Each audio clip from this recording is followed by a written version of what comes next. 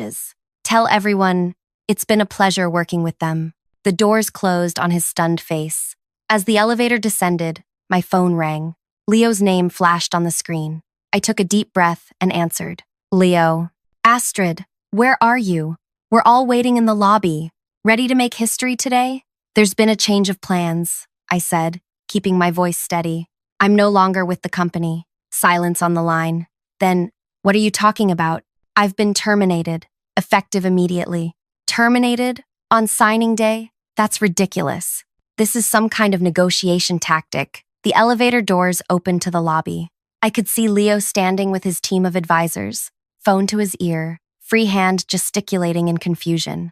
Behind him, I noticed Peyton had also arrived in the lobby, likely coming down the stairs to be present for the greeting. No tactic, Leo, just the reality.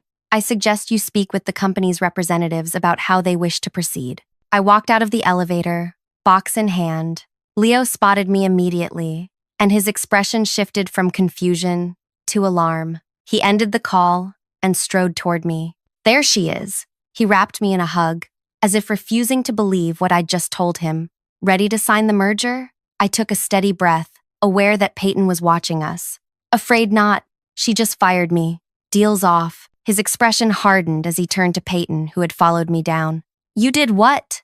The look on Peyton's face shifted from smug satisfaction to confusion as Leo's words registered. Behind him, the entire Orion investment team stared at her in disbelief. I was just enforcing company policy, she stammered, clutching the handbook like a shield. Her skirt violates our dress code by 3 inches. Leo's expression darkened. You fired the lead negotiator of a $4 billion merger because of 3 inches of fabric? Gregory appeared then, rushing from the elevator with several board members trailing behind. Leo, I'm sure we can sort this out. Astrid is valuable to us, and this is clearly a misunderstanding. But Leo had already turned away from them, speaking quietly to his team. I caught fragments of their conversation, respect for their own people, and if this is how they treat their best talent. I stood silently, watching 3 years of my work dissolve in real time. Gregory approached me, lowering his voice. Astrid, please, let's discuss this privately. Peyton is new. She was overzealous. We can fix this. There's nothing to fix, I replied, loud enough for everyone to hear. Your daughter made a decision. You supported it by your silence. I accept it. Leo turned back to us. Our agreement was with Astrid. She structured this entire deal. She understood what both companies needed. Without her, he shook his head. I'm sorry, but we're not comfortable proceeding. You can't just walk away, Gregory protested. The contracts are ready. The press release is scheduled. Actually, we can, Leo said. Page 17, Section 4 of your own agreement includes a key person clause. Astrid is specifically named. If she leaves the company before closing for any reason other than illness or death, we have the right to withdraw without penalty. I had insisted on that clause to protect the merger if anything happened to me. Now it was the very thing that would sink the company. Astrid wrote that clause, one of our lawyers whispered to Gregory. She's the only one who caught its significance during review. Leo extended his hand to me.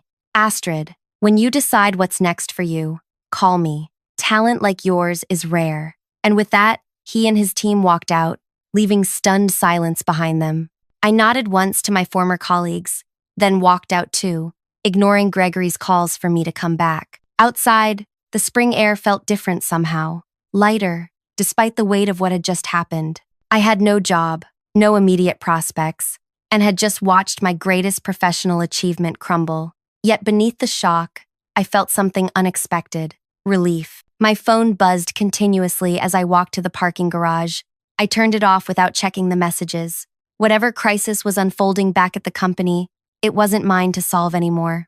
At home, I poured myself a glass of wine, then sat on my balcony, watching the sunset paint the sky in colors I hadn't noticed in years. When was the last time I'd actually been home before dark? When had I last looked at the sky? That evening, news alerts popped up on my tablet. Our company's stock had plunged 28% on rumors the merger had collapsed. By morning, it would fall another 12%. Thousands of jobs hung in the balance. The company I had worked so hard to save was now in free fall. Part of me felt guilty. Those were good people who would suffer. but a stronger part recognized that I hadn't failed them. Their leadership had. For the next week, I ignored calls and messages. Colleagues, journalists, recruiters, everyone wanted to know what had happened and what I planned to do next. I wasn't ready to answer. Instead, I slept. I cooked actual meals instead of eating takeout at my desk. I reconnected with friends I'd barely seen in 3 years. "I've never seen you this relaxed," my sister Erin said during a video call. "Being fired might be the best thing that ever happened to you." "Maybe," I admitted, "but I still can't believe how it ended. 3 years of my life, Erin. 3 years of sacrificing everything to save that company." "And what did they sacrifice for you?" she asked. "Nothing. You gave them everything. And the first time this Peyton person flexed her power, they let her destroy you." She wasn't wrong. 2 weeks later, Gregory finally caught me on my phone. I almost declined the call, but curiosity won out. "Astrid," he sounded exhausted. "We need to talk." "I'm listening," I said. "The board wants to meet with you. The situation here is—" He paused. "It's worse than we anticipated. We need your help." "To do what, exactly?" "To fix this. To bring Leo back to the table. To save the company. The same company that fired me for my skirt length?" His sigh was heavy with regret. "That was a terrible mistake. Peyton has been removed from her position. I've been reprimanded." I said nothing. "Please, Astrid. Thousands of jobs are at stake. People who worked alongside you, who respect you. People who sat silently while I was humiliated," I thought. But I kept that to myself. "What's your offer?" I asked instead. "Come to the board meeting tomorrow. Name your terms." I considered hanging up, but something inside me, the part that had spent 3 years trying to save this company, couldn't quite let go. "I'll think about it," I said, ending the call. That night, I couldn't sleep. What did I actually want? Reinstatement? A public apology? Revenge? Yes, a voice inside me whispered. All of that. By morning, I had my answer. I called Gregory back. "I'll meet with the board. Today, not tomorrow. And I'll come with conditions." 4 hours later, I walked into the boardroom wearing the exact same outfit I'd been fired in. The message wasn't subtle, but then, subtlety hadn't worked for me before. The board members rose when I entered. Their expressions ranged from desperate hope to embarrassed discomfort. Gregory looked like he hadn't slept in days. Peyton was notably absent. "Thank you for coming, Astrid," the chairman said. "We appreciate your willingness to discuss the situation." "Let's skip the pleasantries," I replied, taking a seat. "In the 2 weeks since I left, your stock has fallen 62%. 3 major clients have announced they're reviewing their contracts. The business press is running daily speculation about when you'll file for bankruptcy." Grim nods around the table. "You've lost the Orion merger, which was your last real chance at survival. Even if I could convince Leo to reconsider, and that's a significant if, the terms would be much worse now." "We understand that," Gregory said, "but we have to try something." "Why should I help you?" I asked. "You sat silent while your daughter fired me on a whim. None of you." I looked around the table, meeting each eye, spoke up for me or the work I'd done. Uncomfortable shifting in seats. "We made a terrible mistake," the chairman admitted. "What would it take for you to return?" I opened my bag and withdrew a folder. "These terms are non-negotiable." I placed it before him, watching as he flipped it open. Inside was a 3-page document my attorney had drafted overnight. The chairman's eyebrows rose as he read. He passed it to Gregory, whose face paled slightly. "This is extensive," Gregory said. "Yes, it includes full reinstatement at triple my previous salary, a seat on the board, complete autonomy over strategy, and a substantial equity stake in the company. Also, a public statement acknowledging the error in my termination." "And this clause about new ventures?" the chairman asked. "Any new business initiative I develop while employed here remains 60% my personal property. The company may claim 40% ownership, but I retain controlling interest." "That's highly unusual," one board member objected. "So is firing your chief strategy officer over a skirt on the day of a $4 billion merger signing," I replied evenly. "Consider it insurance against future misunderstandings." They looked at each other, a silent conversation passing between them. Finally, the chairman spoke. "And if we agree to these terms, you'll try to bring Orion back?" "I'll try. I can't promise success." Another exchange of glances. Then the chairman pushed the contract back to me, now bearing his signature. Done. One by one, the other board members signed. Gregory was last, his pen hovering briefly before he added his name. When can you start? The chairman asked. I already have, I said, standing up. I'll be in my office making calls. I suggest you all prepare for a very difficult few months. As I turned to leave, Gregory called after me. What about Peyton? I paused at the door. What about her? She's still with the company, in a junior role in the research department. Will that be a problem? I smiled thinly. Not for me. That night, I called Leo. The conversation was long and difficult. As I'd predicted, he was reluctant to re-engage. Your company showed its true colors, he said. Why would I trust them again? You wouldn't be trusting them, I replied. You'd be trusting me, and I now have the authority to guarantee what I promise. After 2 hours, he agreed to consider a revised proposal, with significantly less favorable terms for my company. It wasn't ideal, but it was something. Over the next few weeks, I worked relentlessly to stabilize what could be saved. Many departments had to be restructured. Some people lost their jobs, none of whom had been in that conference room when I was fired. I saw Peyton occasionally in the hallways. She always looked away quickly. I never approached her or mentioned her name in meetings. Her presence or absence meant nothing to me, or so I told myself. But an idea had begun forming in my mind from the very first day of my return. That unusual clause in my contract, the one giving me majority ownership of new ventures, hadn't been random. I had a plan, one that would take time and patience. It began with a conversation with Amina, our head of product development. I need a side project, I told her over lunch one day. Something small, experimental. Can your team help? Amina, delighted that I'd singled her out, agreed immediately. What kind of project? I've been thinking about professional clothing, specifically women's workwear. She looked surprised. That's not exactly our industry. No, I agreed, but it's an area ripe for innovation, and my contract allows for exploration of new verticals. Within days, Amina had assembled a small team. We worked evenings and weekends, conducting research, developing prototypes, testing materials. I was particularly interested in skirt designs. Comfortable, professional skirts with adjustable hemlines. Skirts that could transition from conservative to modern with a few clever design elements. Why not just make them all regulation length to begin with? One team member asked. Because different workplaces have different cultures, I explained. And women shouldn't have to buy entirely new wardrobes when they change jobs or when arbitrary rules change. The team embraced the challenge with enthusiasm. They saw it as a creative outlet from their regular work, a fun diversion with a charismatic leader. Meanwhile, I continued rebuilding relationships with key clients and slowly, painfully, reconstructing a viable merger plan with Orion. The company remained in danger, but the immediate threat of bankruptcy receded. Gregory watched my work with a mixture of gratitude and wariness. He knew I'd saved his job, for now, but also sensed that I wasn't quite the same person who had left that day with a box of belongings. You've changed, he said one evening as we reviewed quarterly projections. Have I? You're harder somehow, more distant. I smiled. Experiences shape us, Gregory. Being fired in front of 21 silent colleagues tends to adjust one's perspective. He winced. I've apologized for that.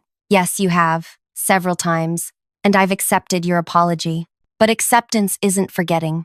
As weeks turned to months, our clothing project progressed from concept to reality. We partnered with a small manufacturing facility to produce a limited run of prototypes, paid for through my personal funds, with company resources properly compensated as outlined in my contract. The designs were elegant, functional, and subtly revolutionary. Each piece incorporated our signature feature, adaptability to different workplace standards without sacrificing comfort or style. I began wearing our prototypes to work. Simple pieces at first, blouses with convertible necklines, jackets with detachable elements. No one commented, but I noticed people watching. Then came the skirts, beautifully tailored, impeccably professional, and secretly adjustable. One day at regulation length, the next perhaps an inch shorter, the following day back to standard. Women in the office began asking where I shopped. Instead of answering directly, I invited them to focus groups. collecting their feedback on workplace clothing challenges. The rules are so arbitrary, one senior analyst complained. My last job, skirts above the knee were fine.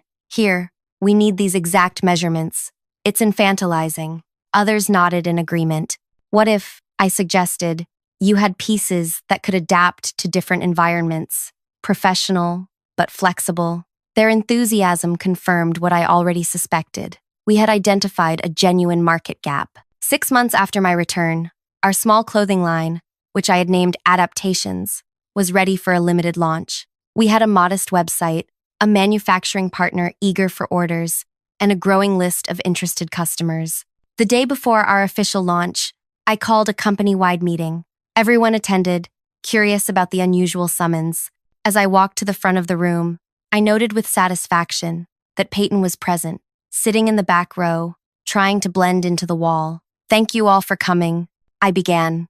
Today marks an important milestone for our company. We've weathered a difficult period, stabilized our core business, and are finally ready to announce something new. Gregory, sitting in the front row, looked confused.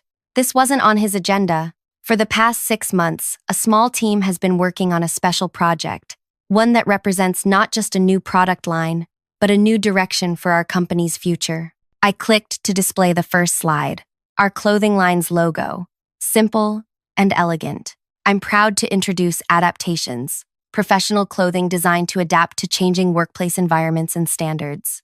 Murmurs swept through the room as I clicked to the next slide, showing models wearing our designs. These aren't just clothes, I continued. They're solutions. Every piece in this collection addresses a specific challenge professional women face daily.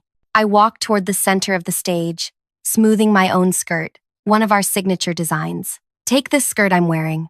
At first glance, it looks like a standard pencil skirt, but it features an ingenious hidden adjustment system. With a few discrete moves, it can lengthen or shorten by up to 4 inches while maintaining its professional appearance. I demonstrated the adjustment, showing how the skirt could transform while still looking perfectly tailored. No more buying multiple skirts for different workplace cultures. No more worrying about arbitrary rule changes. Gregory shifted uncomfortably in his seat. Several board members exchanged glances. In the back, Peyton stared with wide eyes, recognition dawning on her face. You might be wondering why a financial analytics company is launching a clothing line. I smiled. The answer is simple. We identified a market need and created an innovative solution, exactly what we do with our core business. I advanced to the next slide, showing projected revenue figures that made several executives sit up straighter.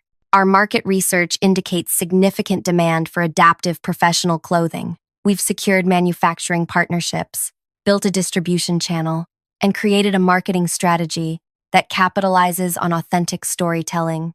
I paused, meeting Peyton's eyes across the room. Every Adaptations piece will include a tag explaining its inspiration.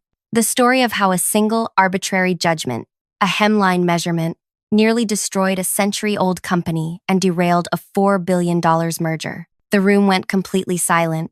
No one looked at Peyton, but everyone knew who I was talking about. That incident revealed something important. When professional capability is subordinated to superficial judgments, everyone loses.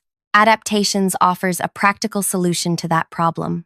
I clicked to the final slide, showing our launch date, tomorrow. Thanks to my employment contract, which grants me controlling interest in any new ventures I develop, Adaptations will operate as a separate entity with 40% ownership by this company. All resources used in development have been properly compensated, and all financial arrangements are documented meticulously. Gregory stood up. Astrid, this is the first I'm hearing about launching tomorrow. The board should discuss timing, and the board approved my contract, which gives me autonomy over this venture. I interrupted smoothly. The timing isn't negotiable, but I welcome your support. I turned back to the audience. This isn't just about clothes. It's about recognizing that true professionalism comes from competence, dedication, and integrity, not from adherence to arbitrary rules created to control rather than empower. With that, I thanked everyone and ended the meeting, ignoring the buzz of conversation that erupted. As people filed out, I noticed Peyton remained seated, staring at the now blank screen. I walked past her without acknowledgement, My point had been made. The launch exceeded all projections. Press coverage focused on the innovative designs, but also highlighted the origin story. Fired over 3 inches. How one executive turned humiliation into innovation, read one headline. Orders flowed in immediately, overwhelming our initial inventory plans. Professional women across industries responded to both the practical designs and the message behind them. 2 weeks after launch, our main website crashed from traffic when Leo, the investor from Orion, gave an interview mentioning adaptations. "I wear their ties now," he told the reporter. "Best designed accessories I've owned. And I appreciate supporting a company that values substance over appearance." The interview went viral. Orders doubled, then tripled. Gregory called me to his office the day after the interview published. "This is bigger than we anticipated," he said, gesturing to the sales reports before him. "Yes," I agreed. "The board is concerned about focus. They worry. Adaptations is distracting you from our core business. Our core business is stabilized. The new merger terms are progressing. My work here remains exemplary." He sighed. "That's not the real concern, is it?" I waited. The story behind adaptations. "It's making us look bad. Making Peyton look bad. The story is factual. It's damaging." "Sometimes truth is," I replied. He leaned forward. "What do you want, Astrid? To humiliate my daughter forever? To remind everyone constantly of our mistake?" I considered the question carefully. "What I want," I said finally, "is for actions to have consequences. Real ones. When Peyton fired me, she did so believing there would be no meaningful consequence for her. You sat silent believing the same. The board did nothing because they assumed the hierarchies of power would protect everyone except me." I stood up. "Adaptations isn't about humiliation. It's about transformation. Taking something destructive and creating value from it. That's a lesson worth teaching." I left him considering my words. 3 months after launch, adaptations had become a phenomenon. We expanded into men's clothing, accessories, and workplace essentials. Each piece maintained our core philosophy of adaptation and flexibility, and each carried our story. Our financial results were undeniable. Adaptations generated more revenue in its first quarter than our company's core business. The 40% ownership stake had become the company's most valuable asset. Meanwhile, the renegotiated merger with Orion finally closed, at terms far less favorable than the original deal, but sufficient to ensure survival. Leo made his support conditional on my continued leadership, a point he made clear to everyone. On the 1-year anniversary of my firing and return, I called another company meeting. The atmosphere was entirely different this time. Excitement rather than confusion. I took the stage wearing our newest design, a dress with subtle, brilliant engineering that could transition from conservative to fashion-forward with a few adjustable elements. 1 year ago, I was fired from this company for a hemline. I began. Today, I want to talk about growth, not just in revenue, but in understanding. I gestured toward the sales charts displaying adaptation's remarkable trajectory. Our clothing line began as a response to arbitrary judgment. It has become something more, a movement celebrating substance over superficiality. Gregory watched from the front row, expression unreadable. Today, I'm announcing 2 things. First, Adaptations will become an independent company effective next month. This company will retain its 40% ownership stake, providing substantial ongoing revenue without management responsibility. Applause broke out. The financial benefits were obvious to everyone. Second, I continued when the room quieted. I've created a foundation, funded by Adaptation's profits. The Professional Development Initiative will provide grants and mentorship to women facing workplace discrimination. Its first program will be named after this company, acknowledging that sometimes our greatest lessons come from our most painful experiences. I paused, finding Peyton in the audience. She no longer hid in the back, but sat in the middle rows, diminished but present. I've been asked many times if Adaptations was created for revenge. The answer is more complicated than yes or no. It was created because someone tried to reduce my professional worth to a clothing measurement, and I refused to accept that evaluation. I walked to the edge of the stage. The foundation will include a unique opportunity, a fellowship program for individuals who've made significant professional mistakes and demonstrated genuine growth afterward. The first fellowship is currently open for applications. Peyton's eyes widened slightly. Mistakes can define us, or they can transform us. The choice belongs to each of us. After the meeting, Peyton approached me for the first time since that day a year ago. The fellowship program, she said quietly. Is it real? Everything I do is real, I replied. She nodded, swallowing visibly. And would I be eligible? I studied her. The entitlement that had radiated from her a year ago had dimmed considerably. 12 months in a junior role, watching the consequences of her actions unfold publicly, had changed something fundamental. The application process is rigorous, I said. It requires a comprehensive self-assessment and growth plan. No special treatment. I understand, she said. I need to do something different. Be someone different. I handed her my card. The details are on the foundation website. Applications close in 2 weeks. 2 months later, the separation of adaptations became official. I remained involved with the original company as a board member and strategic advisor, but my primary focus shifted to building the clothing line and foundation. Peyton did apply for the fellowship. Her application was neither the strongest nor the weakest. The selection committee, which I deliberately removed myself from, ultimately awarded her an alternate position. Not a full fellowship, but an acknowledgement of potential growth. When she received the news, she sent me a single message. Thank you for the opportunity to be more than my worst moment. I didn't reply, but I kept the message. The original company never fully recovered its former market position, but it stabilized as a smaller, more focused entity. Gregory eventually stepped down, acknowledging that new leadership was needed. As for me, adaptations grew beyond anything I had initially imagined. What began as a response to humiliation evolved into an enterprise that empowered thousands of women to navigate workplace challenges without compromising their dignity or style. The revenge, if you could call it that, wasn't in Peyton's diminishment or the company's struggle.